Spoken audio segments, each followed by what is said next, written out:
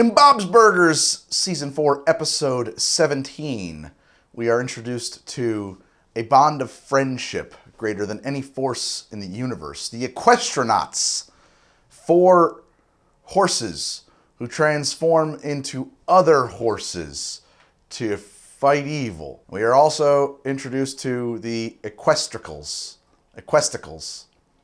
men who like the show and are called Equestricals because they have testicles. It's not good.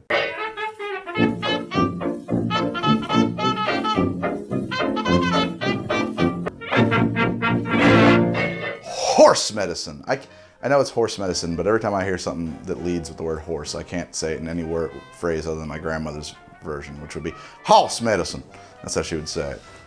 Gregory, give me some of that horse medicine. She's from Missouri. So we are introduced to the Equestranauts, a TV cartoon show. Together they are the Equestranauts! That Tina loves. And she has been collecting the Equestranauts dolls her entire life. Her favorite, of course, is Chariott, which Bob points out is not a great name for a horse. It's like, hey, who's pulling the chariot? It's Chariot. Oh my god, why am I analyzing this show? Who are the Equestranauts? Well, they are 4 ponies, horses, who share a bond of friendship greater than any force in the universe. So naturally, when any force in the universe comes up against them, they destroy it with their bond of friendship. It is the greater force. That's how physics work. Tina drags the family, sans Bob, off to the Equestracon to share her love of the Equestranauts. We discovered a new kind of man. Do you think they're dangerous? Of course, Teddy informs Bob that, oh no, that's not a good idea. I can't do Teddy's voice. I wish I could. No. That's a terrible voice for Teddy. Why do men have to ruin everything? I don't know, but we kind of do. Teddy and Bob have this great exchange about why do we ruin everything? All of the war and this too. That is a good show, though. It is? Yeah, it's pretty good. It's wonderful.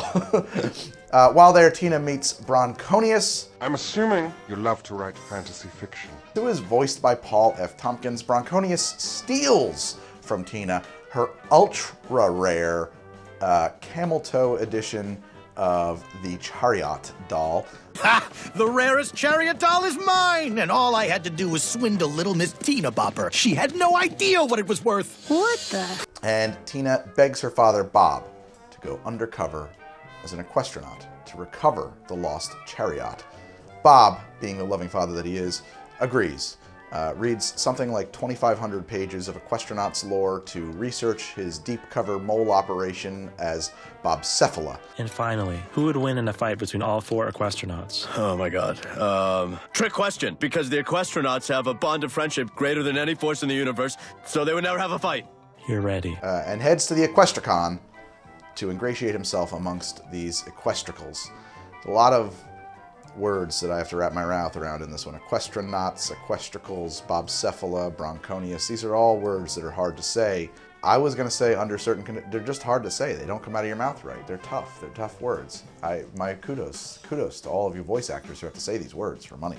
Bob is successful in ingratiating himself into Bronconious' good graces and gets invited to the horse guy rave that is going on just outside of the convention. He is greeted by his new friends and handed a drink. Wow. What is in this? I think it's Sun Puddle, which, by the way, Sun Puddle is just that sounds like a piss puddle. That is the grossest name for anything, a sun puddle. Lets him know that it's called horse medicine, which is a cocktail made for and by Equestranauts lovers, and that it's going to really help Bob get into character. So I had to think about, first off, we see it, it's in a glass, it's green, it's mostly transparent, greenish clear.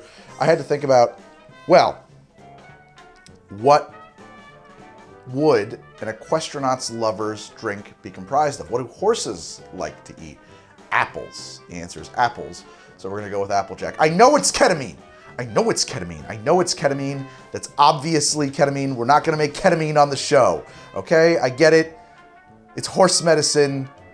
It's ketamine. Shut up. You're getting Applejack. So I'm going to shake this drink. I want 1 ounce of lime juice.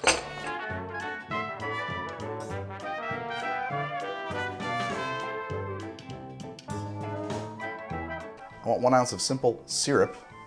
You could probably get away with a little bit less simple syrup here.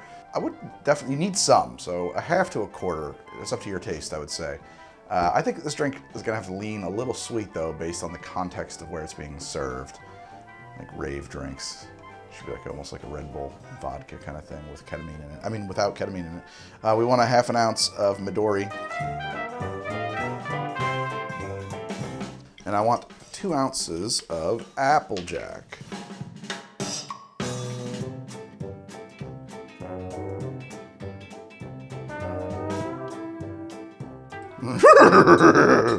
That's a terrible horse neigh. I was doing my best. Is that how horses sound? That's how they sound to me. Maybe when I drink this horse medicine, I'll feel a little bit more horsey. It'll really help me get into character. Put some ice in my shaker. 1 biggie, 1 smallie.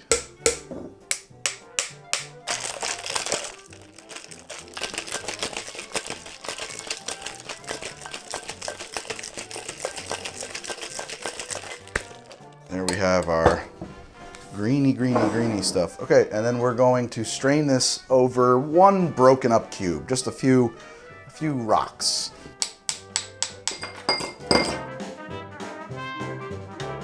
Not gonna be precious about it. We're all right with letting whatever gets in there get in there. And then hit that with some seltzer.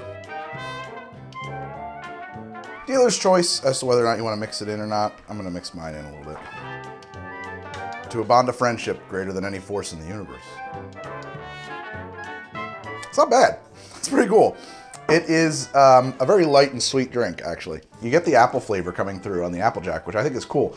There's something about that Midori Applejack combo that actually, the Midori sort of complements the apples. It's, I mean, when I'm working on drinks like this where I've got like a visual reference and maybe some kind of like, okay, horse guys are into it thing, I start looking at pairing up bottlings that I would never just consider on my own.